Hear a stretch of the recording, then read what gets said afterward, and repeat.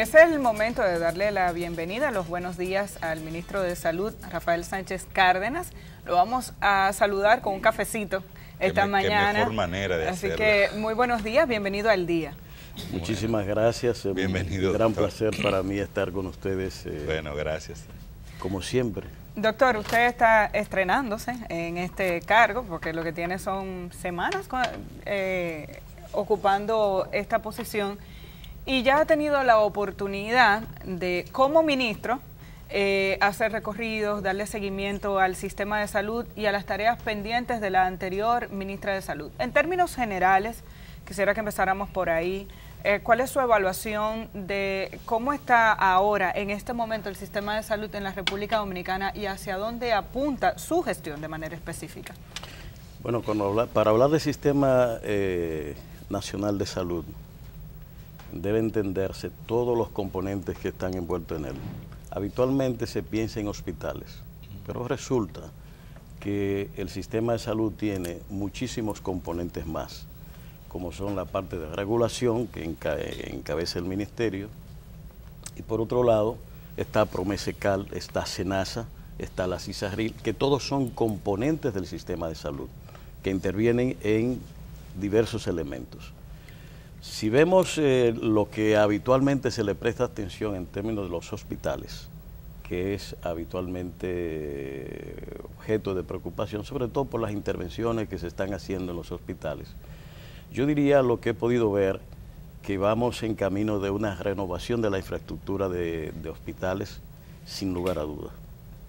No creo que jamás se haya hecho un nivel de inversión pública en hospitales con nuevas tecnologías que rompe con el viejo hospital y trae una modalidad moderna al país. Eso es más que evidente.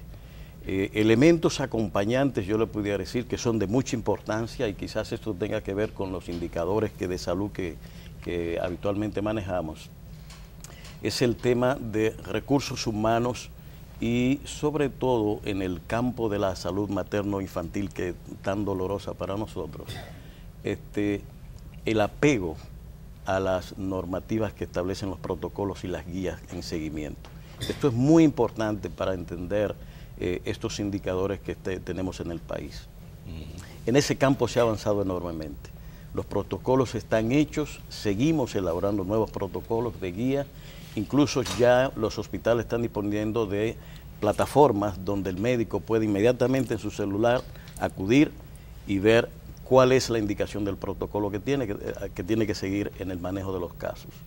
De modo que en ese campo también vamos avanzando y son elementos positivos del manejo del sistema.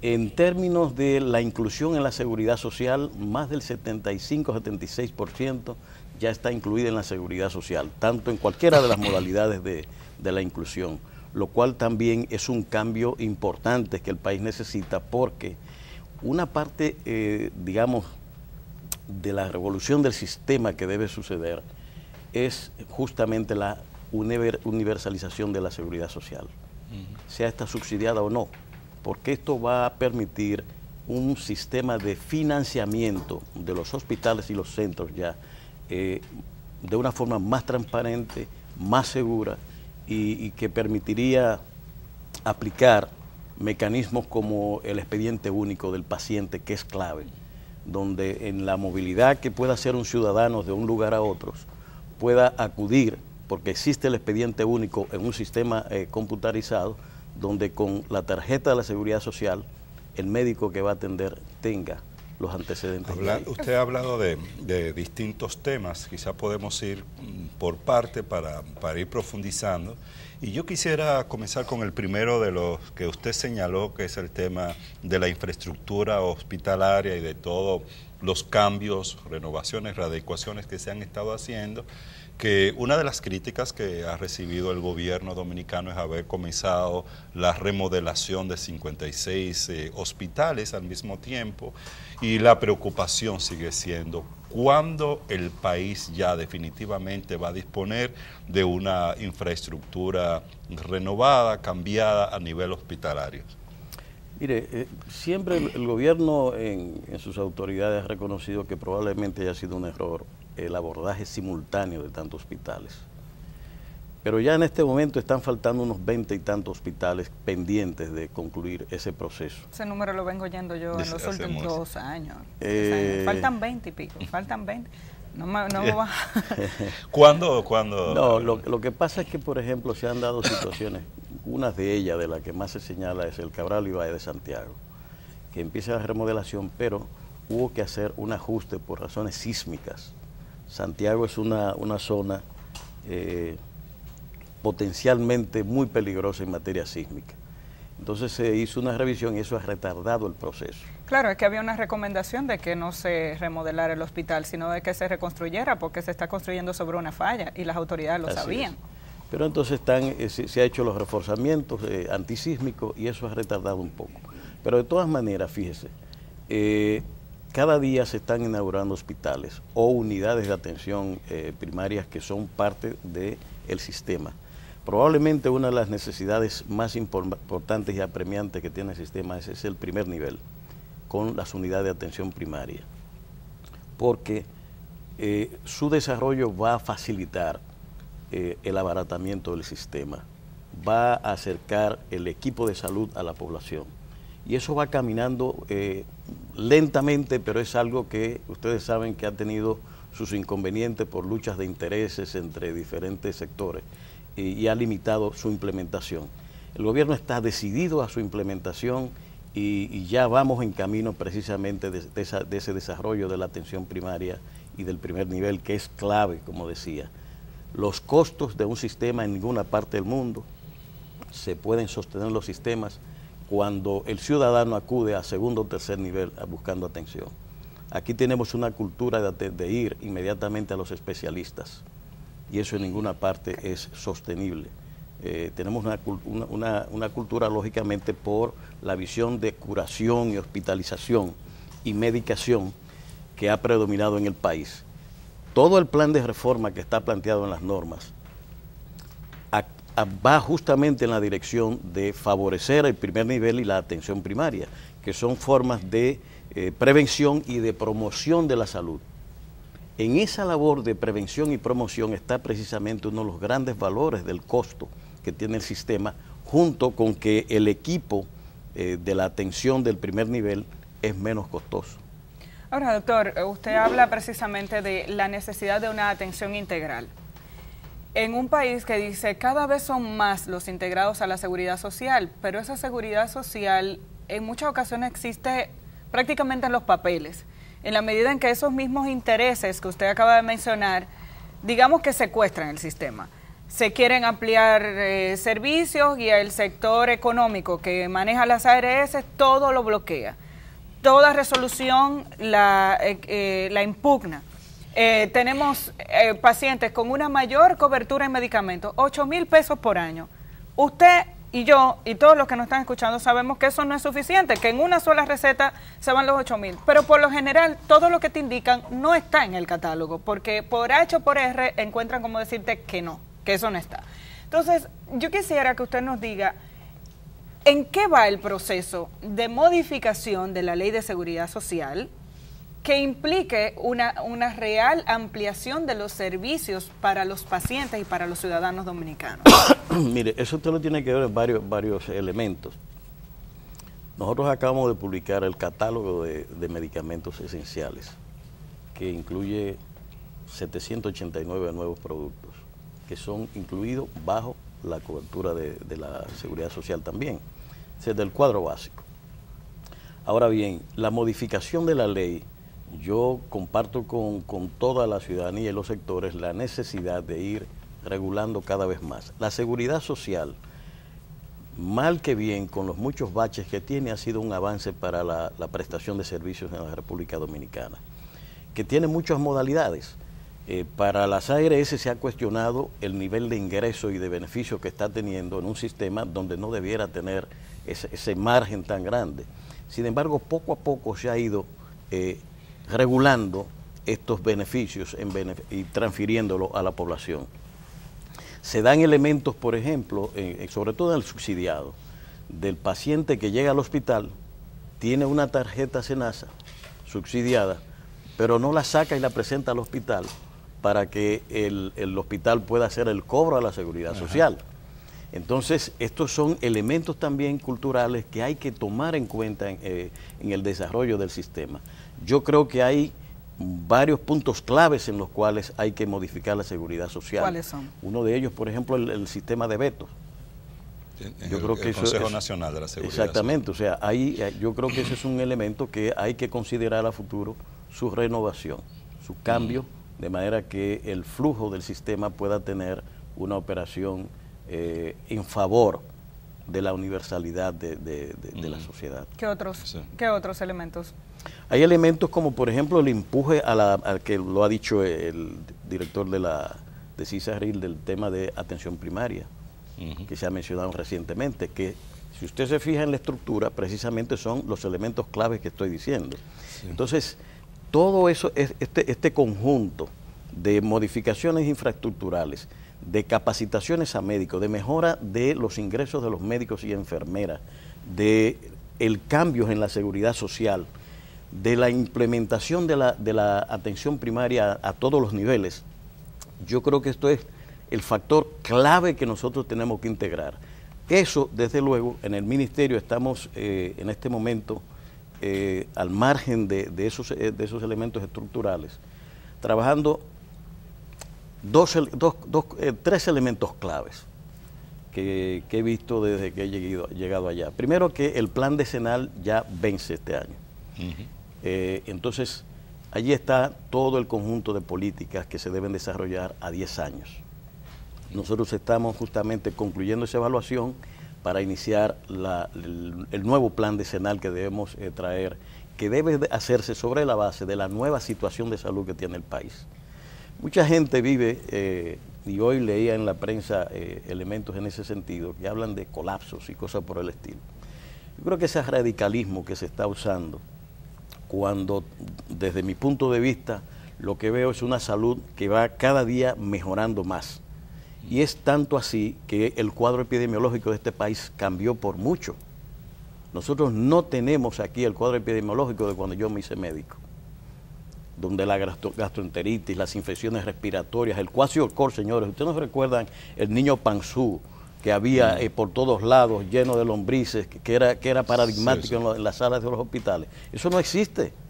Lo que estamos mirando ahora es una población con mucha obesidad, que se puede ver en las calles, donde el accidente de tránsito es una de las causas principales de muerte. Entonces tenemos un cuadro epidemiológico totalmente diferente, con las crónicas, cómo van avanzando aquí la diabetes, la hipertensión. Pero ¿qué indica eso? ¿Qué indica eso? Correlacione eso con los datos que se están dando en el plano económico de una sociedad que pasó de desarrollo bajo a desarrollo medio, según lo establecen los organismos internacionales. Sin embargo, la estadística de muerte materno-infantil sigue siendo muy alta. Y ese sigue siendo un problema serio. Ese es uno de, por eso y la mortalidad neonatal. La neonatal, porque la mortalidad infantil está en el 75-80% de la mortalidad es neonatal. Sí. Y la mortalidad materna. ¿Qué sigue explicando eso, además del protocolo al que usted hacía referencia al principio? Bueno, a propósito de los protocolos, lo que le puedo decir es lo siguiente.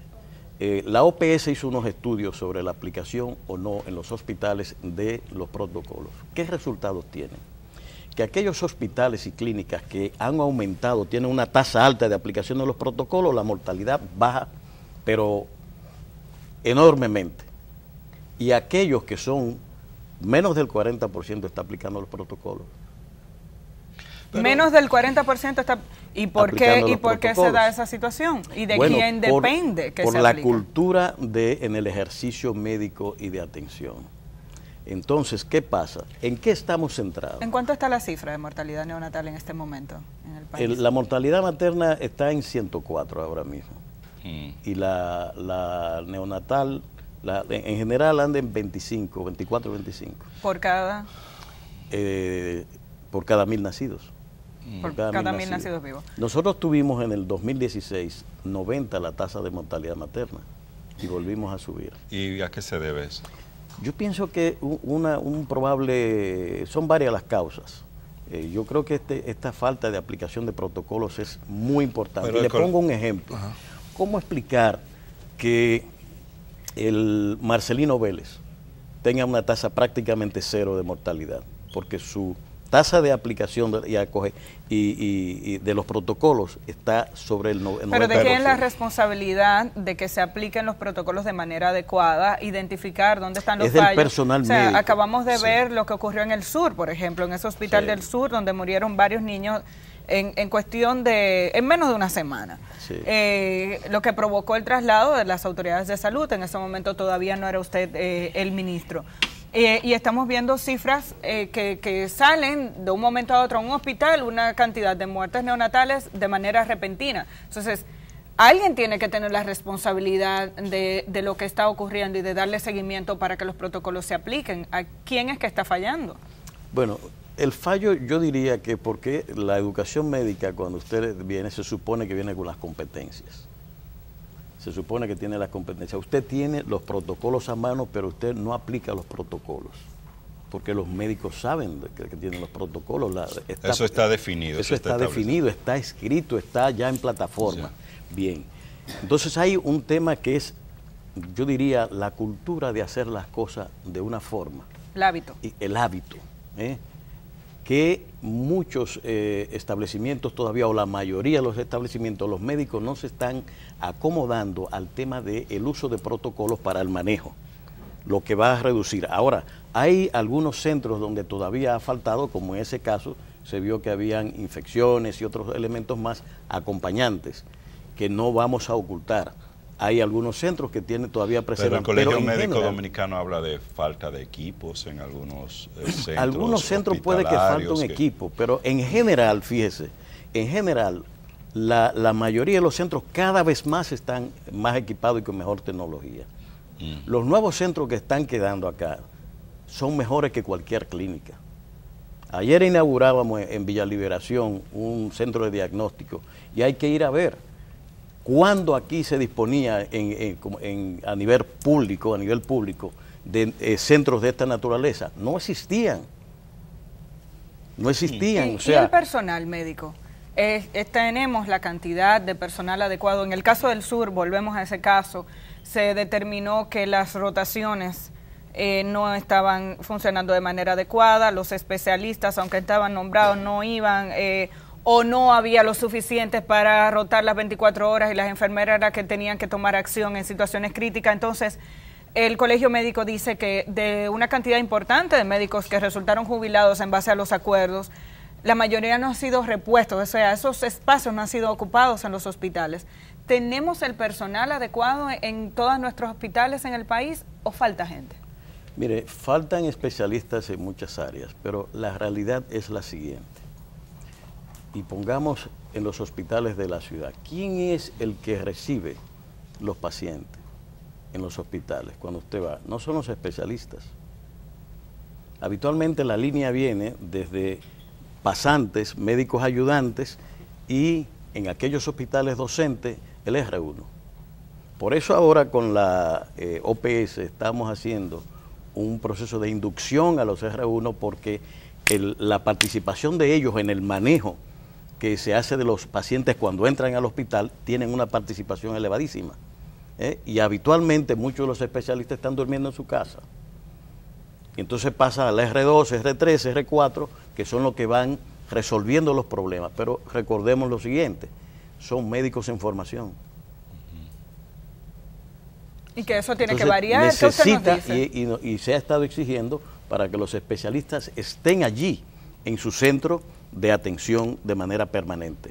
Es decir, cuando a usted le toca su guardia, tiene que ir a hacer. ¿Qué se está haciendo para lograr eso? Para eso estamos precisamente en un diálogo con el Colegio Médico, con todas las instituciones, el mismo sistema Servicio Nacional de Salud, produciendo cursos, capacitaciones, inducciones para mejorar esta intervención que tenemos en los centros de salud. Recientemente hubo una medida en el sector salud, comenzó en el Hospital Robert Reed Cabral y parecería ser que el Ministerio de Salud avaló esta decisión y es la de prohibir al personal médico dar declaraciones sobre informaciones no autorizadas e incluso sancionar a este personal que dé este tipo de declaraciones. Esto ha sido muy cuestionado por distintos sectores y el Colegio Médico Dominicano, que han indicado que atenta contra la libertad de expresión de los médicos. ¿Cuál fue la medida que se tomó al respecto desde el Ministerio de Salud Pública? Mire, es bueno que sepa que los hospitales y los médicos y directores pertenecen al Servicio Nacional de Salud. Okay. Nosotros somos reguladores y damos indicaciones sobre lo que hacer. No somos partidarios de ese tipo de pronunciamiento. Yo sí creo en esos términos de que la comunicación en una institución de ese tipo debe ser institucional. Es decir, los médicos que tienen una queja deben llevar la queja a las mesas de discusiones que tienen, como se discuten los casos en los hospitales, y plantear la queja. Ahora, cuando la dirección del hospital no haga caso a los reclamos, pues se debe hacer las denuncias públicas. Eso sí creo. Pero la primera medida no debe ser la denuncia por denunciar. Entonces, en eso sí estamos. Pero la libertad de hablar de un médico, eso no se puede cohibir. En el ministerio, y ahí parece que hubo cierta confusión con eso se da en el servicio. En el ministerio estamos en una reforma del Departamento de Comunicaciones, organizando la comunicación estratégica del ministerio en función de las nuevas reglamentaciones que tenemos, porque somos el instrumento regulador. Entonces, ¿qué estamos haciendo? Tecnologizando el departamento, que aquí está Susi, que es la que está dirigiendo el departamento en este momento, porque no tenían cámara, es decir, poca tecnología, y entonces los periodistas habitualmente, en vez de tener una fuente allí rápida y segura de información, se metían en los departamentos a buscar información sin que sea validada incluso por las autoridades del ministerio. A veces están en la calle y han dicho algo que yo no estoy enterado. Y cuando ustedes vienen o me preguntan, digo, pero ¿y quién dijo eso? Que puede ser válido. No estoy diciendo que los técnicos no vayan e informen, tienen que hacerlo. Pero la comunicación tiene que organizarse de manera corporativa como tiene que ser. Ustedes no salen aquí a dar la declaración en nombre de la institución que ustedes representan. Usted puede dar una opinión sobre su esquema de trabajo, las cosas que estén públicamente. Estarían igual que los médicos en el derecho de hacer eso. Pero el Canal 11 tiene una vía para hacer la comunicación de su empresa como tal. Y nosotros manejamos una empresa precisamente pública que tiene que tener buena información y veraz a la población, que eduque, que evite el pánico en la población, como se ha visto en muchos casos. Pongo ejemplo a propósito de Barahona que usted decía. El caso del ciudadano haitiano, el niño que muere en Barahona, por un proceso que aquí estaba controlado. Y luego se hacen las investigaciones, no hay derivaciones ninguna, pero es importado. Estamos hablando de... El niño que murió creo que fue de difteria en Barahona. Y es un ciudadano, en Haití no está eso controlado con el nivel que tenemos nosotros aquí. Yeah. Pero bien. ¿Y las relaciones con el Colegio Médico Dominicano, cómo van? Van bien. Yo desde mi primera visita fue al Colegio Médico, es mi gremio, y he encontrado pues desde ese primer encuentro una receptividad bastante importante. Compartimos la idea de que tanto el colegio como el ministerio, el servicio y todo el esquema de salud tiene una responsabilidad social con este país que cumplir. Y mi propósito es justamente eso, en qué medida los actores del sistema, mediante el diálogo y la comprensión, vamos resolviendo los problemas de manera conjunta y trayendo resultados a la población, que es lo que le interesa.